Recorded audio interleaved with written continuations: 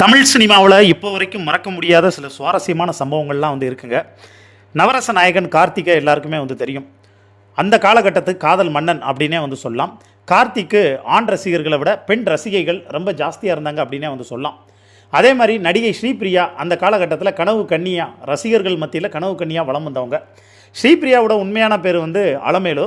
ஆரம்பத்தில் அவங்க வந்து நடிக்கிறதுக்கெலாம் வந்து பெரிய இன்ட்ரெஸ்ட் இல்லை. ஏன்னா முதல்ல வந்து அலமேலு, அதாவது ஸ்ரீபிரியாவுடைய அக்கா மீனாட்சி தான் வந்து நடிக்கிறதுக்கு வந்து இன்ட்ரெஸ்ட்டாக வந்திருந்தாங்க. அவங்களோட அக்காவுக்கு தான் ஃபஸ்ட்டு வந்து மேக்கப் டெஸ்ட் எடுத்தாங்க. அப்போ கூட ஸ்ரீபிரியா வந்தப்போ ஸ்ரீபிரியாவுக்கும் வந்து எடுத்திருக்காங்க. ஆனால் சினிமா வாய்ப்பு வந்து என்னென்னா ஸ்ரீபிரியாவுக்கும் வந்திருக்கு. அப்போ ஸ்ரீபிரியா வந்து முதல் படம் ஆட்டுக்கார அலமேலு படத்தில் வந்து சிவகுமார் கூட வந்து ஜோடி சேர்ந்து வந்து நடிக்கிறாங்க. அதுக்கப்புறம் தொடர்ந்து 12 படங்கள் சிவகுமார் கூட சேர்ந்து நடிக்கிறாங்க. படம் எல்லாமே சூப்பர் டூப்பர் ஹிட்டு.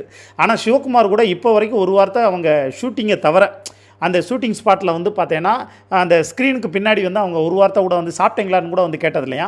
அந்த லெவலுக்கு ரொம்ப லோன்லியாக தான் உண்டு தான் வேலை உண்டுன்னு வந்து இருக்கக்கூடிய கேரக்டர் தான் ஸ்ரீபிரியா. ஆனால் நடிகர் கார்த்திகோட அவங்க படம் நடிக்கும்போது, நினைவுகள் அப்படிங்கிற படத்தில் வந்து நடிக்கும்போது அவங்களுடைய கேரக்டர் அப்படியே டோட்டலாக வந்து வேறு.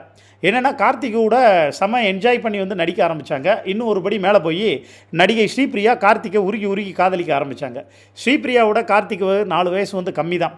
இருந்தாலும் இவங்க 2 பேத்துக்கு வந்து பார்த்தோன்னா லவ் ஸ்டார்ட் ஆகி பயங்கரமாக வந்து ஓட ஆரம்பித்தது. அதனாலே இவங்களுக்குள்ள கெமிஸ்ட்ரி வந்து பயங்கரமாக வந்து ஒர்க் அவுட் ஆச்சு.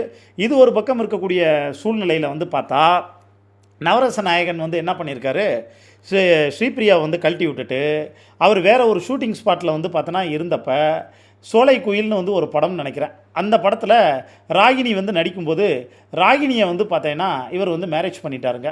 கார்த்திக் வந்து பார்த்தீங்கன்னா ராகினியை வந்து மேரேஜ் பண்ண ஆரம்பித்த உடனே இந்த விஷயம் அந்த கல்யாண கனவுல சோலை குயிலுங்கிற படத்தில் இந்த விஷயம் ஸ்ரீபிரியாவுக்கு தெரிய வந்துருச்சு. ஸ்ரீபிரியா கார்த்திக் எங்கே இருக்கான்னு கேட்டோன்னே ஒரு ஷூட்டிங் ஸ்பாட்டில் இருக்கானே நேராக வந்து கார்த்திகை போய் பலார்னு வந்து அரைஞ்சு என்னை ஏமாற்றிட்ட, திட்டிட்ட, என்னை இது பண்ணிட்ட அப்படின்னு வந்து பார்த்தோன்னா பேசி கையில் கொண்டு போன விஷத்தை குடித்து அங்கேயே மயங்கி விட்டாங்க. அதுக்கப்புறம் அவங்கள கொண்டு போய் ஹாஸ்பிட்டலில் வந்து பார்த்தோன்னா வந்து சேர்த்துருக்காங்க. ஹாஸ்பிட்டலில் சேர்த்ததுக்கப்புறம் ஒரு வழியாக அவங்கள வந்து ட்ரீட்மெண்ட் வந்து கொடுத்து வந்து காப்பாற்றிருக்காங்க. அதுக்கப்புறம் கொஞ்சம் கொஞ்சமாக வந்து என்ன பண்ணியிருக்காங்கன்னா ஸ்ரீபிரியாவை சமாதானப்படுத்த வந்து முயற்சி பண்ணியிருக்காங்க. அதுக்கப்புறமும் கார்த்திகை இனிமேல் என் முகத்திலே வந்து முழிக்காத வைக்காத அப்படிங்கிற மாதிரி வந்து சொல்லி பயங்கரமாக திட்டியிருக்காங்க. கோடம்பாக்கம் இப்படி ஒரு சண்டையை இதுக்கு முன்னாடி வந்து பார்த்ததே வந்து கிடையாது. அவ்வளோ ஓப்பனாக ஒரு காதல் சண்டை வந்து அந்த டயத்தில் வந்து பேசப்பட்டது.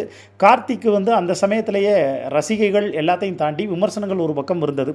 இன்னும் சொல்லப்போனால் ராகினி அக்கா தங்கச்சி 2 பேரையுமே வந்து கார்த்திக் வந்து கல்யாணம் பண்ணிட்டார். நடிகை குஷ்புவையும் அவர் வந்து பார்த்தீங்கன்னா ரொம்ப விரும்பி லவ் பண்ணதாகவும் வந்து ஒரு தகவல் வந்து போயிட்டுருக்கு. அது எவ்வளோ தூரம் உண்மை அப்படிங்கிறது வந்து தெரியலை. நடிகர் கார்த்திகை பற்றி ஏதாவது இன்ட்ரெஸ்டிங்கான மேட்ரு உங்களுக்கு தெரிஞ்சுன்னா கீழே இருக்கக்கூடிய கமெண்ட் பாக்ஸில் மறக்காமல் மென்ஷன் பண்ணுங்கள்.